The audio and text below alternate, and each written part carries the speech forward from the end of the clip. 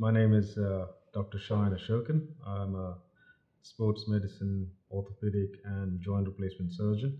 Most patients have come back saying that they have returned to a very good level of activity after their knee replacements, and it all depends on what that individual was doing before their knee surgery.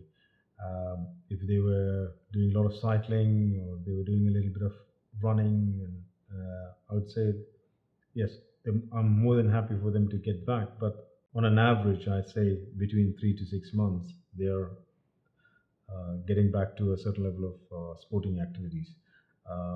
Working out in the gym, training, cardio, all that can start within 4 to 6 weeks after the knee replacement surgeries. But outdoor activities, I normally would wait between 6 weeks to 12 weeks.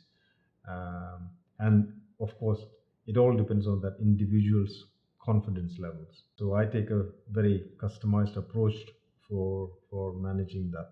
I encourage people where it is needed to be encouraged, and I actually sometimes have to slow down some patients so that they are safe and not getting themselves at risk with a new knee replacement.